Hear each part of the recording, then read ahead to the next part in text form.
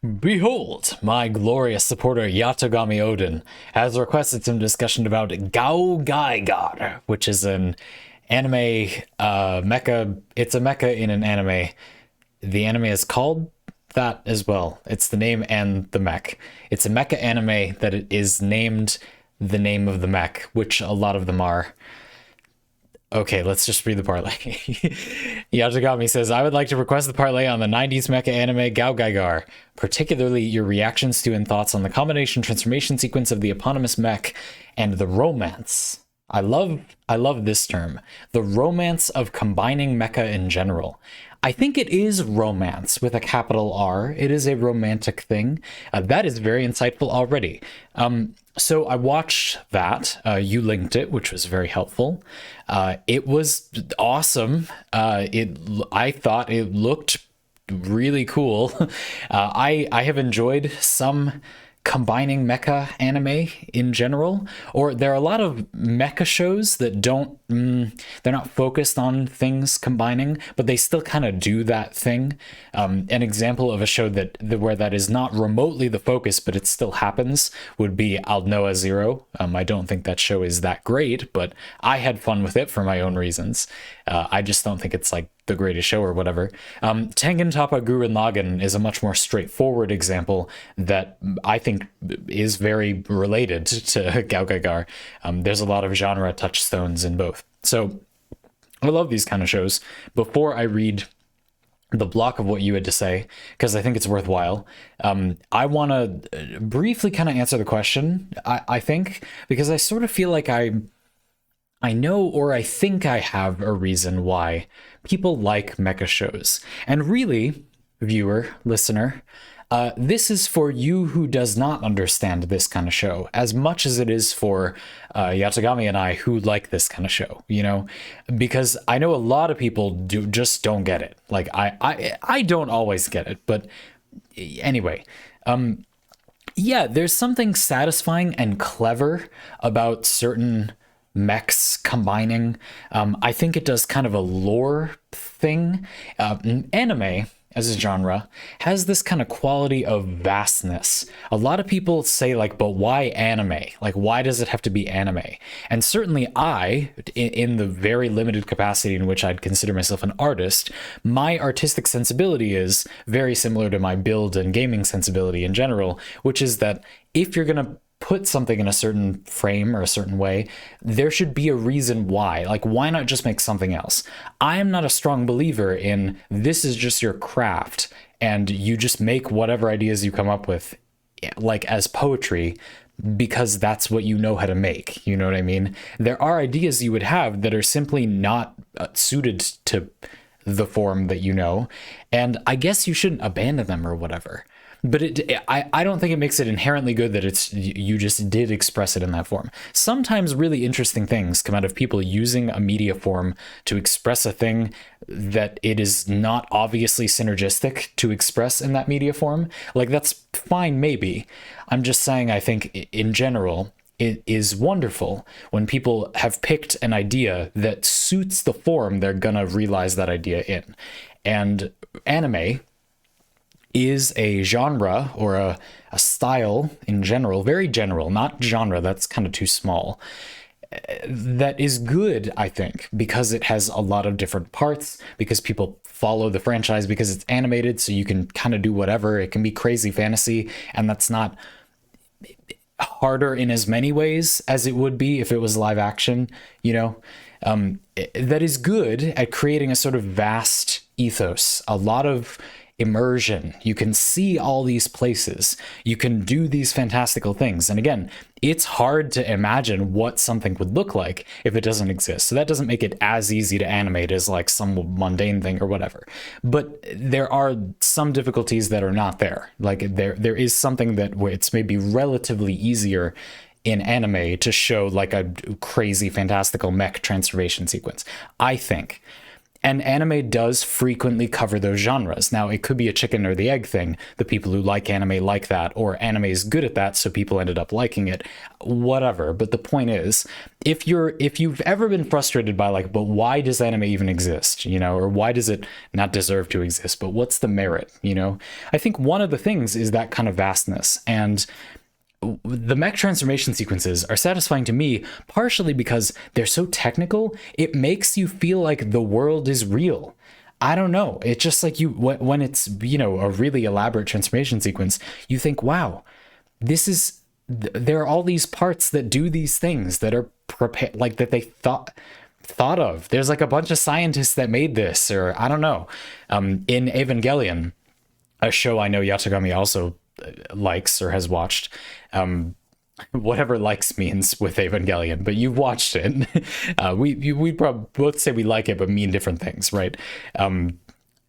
That show also has a lot of this sort of universe building thing where you feel like you get how the Avas, the big giant robots in that show, are in the facility. Like it's you can imagine the whole facility. Like even now, having watched that extremely convoluted show, or at least I think it is, I feel like I sort of kind of know how the facility where the mechs are stored works, or how, like, where things are very generally. You know, like I don't think I could walk around, but I feel like I would not be completely lost if I was there, because we sort of get to see all those parts, you know? Now, this was a long preamble, but the point of it was that mechas, transforming mechs, are kind of a thing that is a specialty of anime to some degree. And I think that that is not random. I feel like that's a useful thing to suggest, or maybe just interesting, and you'll disagree, fine. But I feel like part of the reason I like mecha in anime and the transformation sequences is because it's this fantastical thing, but it gets all of this detail. There's all this breathing room for it. One of the things I liked the least about Pacific Rim, now I didn't like Pacific Rim anyway, but one of the things that would have made me like it a lot more was if we'd gotten a lot more technical stuff about the mech. Like, to me, the fantasy of that movie is there's this absurdly huge robot. Like, give me some structural considerations. Like, this is a universe breaking object. Like, it exists in our world. Doesn't it make like virtually every environment in our normal society break because it's too heavy? Like, call to that a little, you know? One thing I really another Evangelion thing I really liked is that they kind of cover that. Like, this is in a city. What, how, what? You know, like, how every time you deploy these mechs, the whole city would be destroyed. How is it not? And the answer is it kind of is, actually. World Trigger covers that theme, but not with mechs. Anyway, blah, blah, blah, blah, a bunch of anime stuff. Let me read some more details, but that's kind of what I think in general. And then, as always, this parlay is going to go on to be about me learning more about what I think, or having some other ideas that are hopefully interesting or good. So let's take a look. So Yatogami has provided some points of note. The name of the mech in Gao Gaigar, that name might, right? Yatogami explains, derives from its constituents, the Gao machines. Drill Gao is the little one that forms the lower legs. Liner Gao, which is like it's like literally a train. Okay, I'll put the link to this in the parlay description, because you probably should go watch this one. There's been a lot of these lately where maybe I just need to make a parlay thing, a parlay format that lets me show you the thing, because anyway, go watch it. It's down there. It's like a subway train, and it like docks in the shoulders and becomes the arms and the shoulders. That's cool. And Stealth Gao, which is what the jet is called. Okay, like a jet lands on its back. That one is kind of normal. Code Geass's mechs in season 2, minor spoiler, start flying, and the things on their backs look uncannily like this. Stealth Gao for the wings, the lower arms, and the helmet. And then Gaigar is the main robot that those little Gao things are fusing to. Gaigar, that other non-upgraded robot, is already a combination of a cyborg named Guy Shishio and the mecha lion Galeon. Is it a lion? Galeon? Leon? Leo? Etymology. Anyway, naming, namesakes, having the names combine is also just another, ooh. It's sort of like a Chekhov's gun device. Chekhov's gun is the literary device where, you're at the very beginning of the story, they describe the room, and the narrator is like, the tapestries on the walls looked to be from a bygone age. Also, the upholstery was like really ratty or whatever. And sitting upon the mantel was a flintlock rifle from the 1960s, whatever. And then it's like, okay, so someone is going to get shot with that roll. Like, it's going to end up coming up that there is a gun in this house. That's Chekhov's gun. That literary device is sort of planting a thing, and then there's sort of added tension in the narrative because that thing is there. Mecha shows often do something like that, where either because of the name of the show and like the audience member watching the show is aware of mecha shows, or because of the sort of incompleteness of the parts of the mech. There's a machine in the show, but it's kind of not complete. Like, it doesn't look, not that it doesn't look cool, but it looks kind of awkward by itself. And one of the fun things about a lot of mecha shows, to me, is that you end up imagining, oh, those things are gonna combine later somehow, in some ridiculous way. The show is called Gurren Lagann, and then you find out what Lagann is, and then they get a big mech that is kind of flat on the top, and you're like, that could use a head. And it teases you a little bit with it, which I think is kind of fun. I haven't watched this show, I don't know if it does that, but I think that's interesting and also part of the fun if you like this kind of thing. This next part, Yatogami notes, is a thing I found funny as well. It is also kind of a trope in the genre.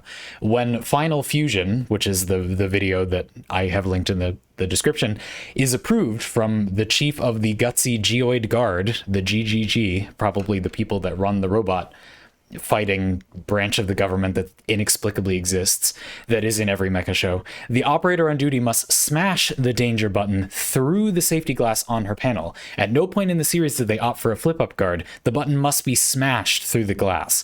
This is totally a trope as well. Like, you have to destroy something unrealistically to fuse the mechs together. So the fun of these shows, in a way, is this cartoonishly but also seriously depicted thing where you see all these technical details of parts of the mech slotting together, and the different parts of the mech shifting around and transforming so that they will fit in this seemingly realistic way. But the show reminds you not to get worried about exactly how everything works, because there is some element of absurdity that is always included. Smashing the button through the glass, Gurren Lagann impacts Gurren's head by just destroying the roof of that other mech. There is no like slotting in process. That doesn't happen. It just breaks the top every time, and then it gets repaired because a spoiler for season 2 happens. So I don't know why I find that fun, I guess, but I do think it's a good intention telegraphing trait of the genre, to keep the viewer in the mindset of, this is still a bit of fun, like, we're not trying to suggest that this but it wouldn't even work like that. Like, no, shut up, it's just a mech show. No, like, it's fine. To me, that is an important aspect of the genre as well, so I'm happy you brought it up. It's quite noticeable in this show too. Another note, the mech, Yatsugami says, is powered by the G-Stone. Ah, yes, the MacGuffin that always powers the mech. A gemstone that generates usable mechanical energy from courage. Ah, yes, that other trope where some emotion powers the mech. The director may have been alluding to this when he said that a courageous heart makes anything possible at the beginning of this clip. Yeah, this is a whole trope in a bunch of shows, of course, but the idea that some kind of, usually courage, or guts, some manly emotion, stereotypically, powers the robot, and therefore hand waves the ludicrous amount of energy that would be required. One thing that I thought was briefly a Pacific Rim thing again, like, there's nuclear reactors or something, like a grounded thing is powering the mechs, and I was like, I don't know, maybe not. They do have that absurd thing where two people pilot it and they have to like brain link. I don't know, that's sort of similar, but anyway, whatever. The point is, this is another one of those, you make sure you keep in mind that this is fantastical. The government's not going to make cyborgs anytime soon because it's not really feasible to, because these ones are powered by like guts or whatever, you know, which I think is fun and leads to you know, the mechanical capabilities of the machine not grounding the narrative and leading to a sort of boring loss. The mechanics of the device, often referenced in these shows, are balanced by the fact that the pilot can just be cool and do the thing, which I think often keeps these kind of shows moving and keeps them fun. Kind of a weird show to bring into this discussion, but I recently watched... Oh no, what is this show called? Mahou Shoujo Lyrical Nanoha. Yes. And the second season of that, where it's kind of a magical girl show, but one of the weird, I think, delights of that show is that it's like their magical girl wands are transforming mechs. That's the pitch for the show right there.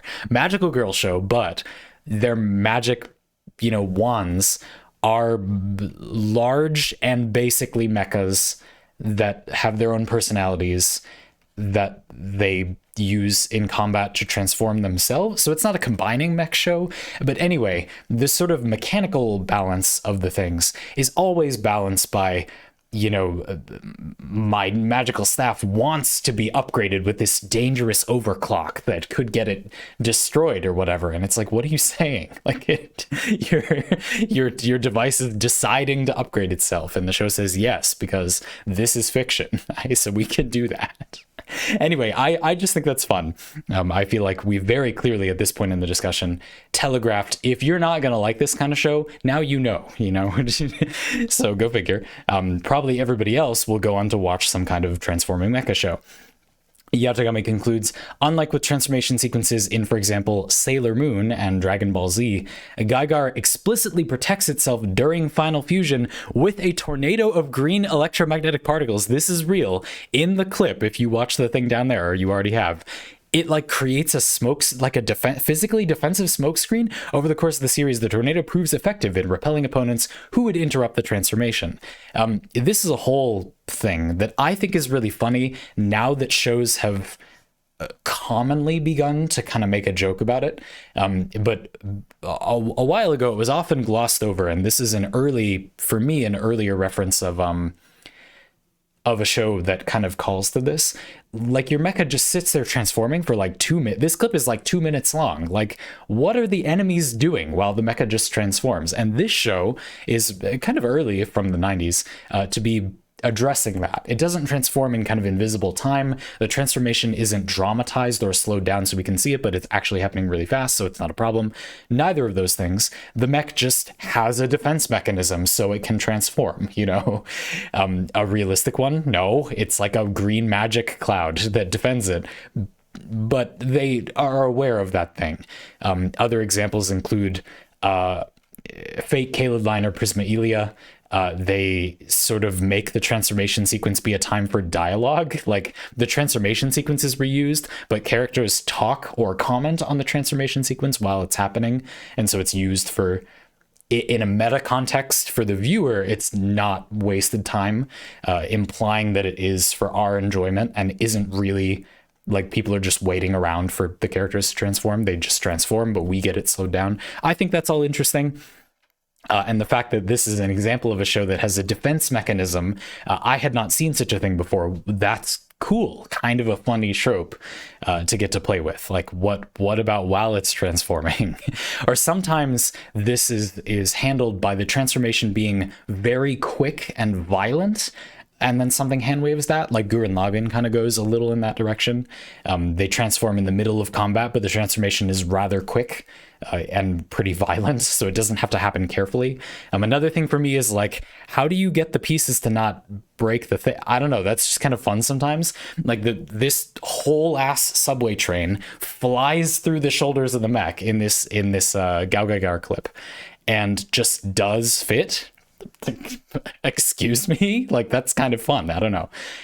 Anyway, to finish up the things that Yatogami wrote, some unrelated trivia. Cyborg Guy, the guy piloting the mech in this show, is voiced by Nobuyuki Hiyama, who also gave us Lincoln Ocarina of... Ocarina of Time, those sound effects. I can't do a Link sound very well. But more to the point, Hiei in Yu Yu Hakusho and Viral in Tengen Toppa Gurren Lagann. Not surprising to hear that Viral is an enemy rival mech pilot in a very similar show, or similar in some ways. And Hiei is, if you're not familiar with Yu Yu Hakusho, just a legendary level edgelord, like the original edgelord. The original, like the evil power is coming out of my hand, and then he fires a black dragon made of demon flames out of his arm and has a third eye on his head, and the pain of releasing this evil demon fire from my hand is gonna kill me or something. And so he sits on the shore for a week and like just gets over it being painful and somehow doesn't hurt himself. He's that kind of character, not the original, there can't really be an original one of those, but anyway, a very, very early just hyper edgelord character. If you're familiar with Fate Grand Order, Joan of Arc as a berserker, that summer servant, is kind of a parody of Hiei. She has that like black dragon flame attack. And Yu Yu Hakusho is such a meme. I had a very good time with that show too. I don't know how much I recommend like nearly any of these things, unless what I said to you sounded like fun and absurd and you want to go check that stuff out. Yeah, like, I don't know. I consider these kinds of shows to be really narrow, and I don't know why. I feel like it's always important to remember that by creating a platform like this with clear intentions where I tell you how I feel about things all the time, am kind of selecting for a pretty specific audience. So we may be surprised to find that nearly everyone watching these videos is into this kind of stuff, but that doesn't mean that a lot of people are. I have no data, but I'm not under the impression that this is a thing that appeals to a lot of people. And I think part of the reason is that you have to be able to suspend your disbelief and still want realism in the show, is kind of weird. But to me, there's an embracing of fun in mecha shows that I really like. I think even Evangelion, which I would consider kind of a dour show, kind of a dark, kind of broody show, not necessarily in a bad way, but I don't think it's a light-hearted show. That's what I mean. Evangelion still is made, I think, with a sense of fun. Like, there are things that happen in the show that for the audience are meant to, you watch them and think, that's so fun that happens that way. It's just ridiculous and only happens because it is fun to watch. It isn't realistic. It's not gritty. You know what I mean? The show overall acts that way, but it's not meant to depress you necessarily, I don't feel. It's meant to be kind of fun. And Evangelion is maybe remarkable as a show that is doing that just fun, kind of ridiculous thing. Pursuing a serious narrative, like that's weird. And one of the things that I find memorable about that show. That's just bizarre. Anyway, if you don't watch a lot of anime, I hope that this was a really interesting window into like just why, like why, a million times why. Maybe that gave you something for like why somebody might enjoy it. I feel like I did address most of the things about like, I really like the romance of combining mecha. I do think it's a romantic notion. Because it's just like this magical Christmas land. Like, it's a genre like a good amount of anime and fantasy and sci-fi that is sort of about like, what if this was reality? Even though it just sort of inherently can't be. Like, things about this world are sort of inherently broken, but in a fun way, which for me is sort of the joy of that kind of show. So I hope that was an interesting way to discuss it. I really like this topic. I think it's fun. So I hope that you all had fun talking about it too. Yatogami, thank you for asking.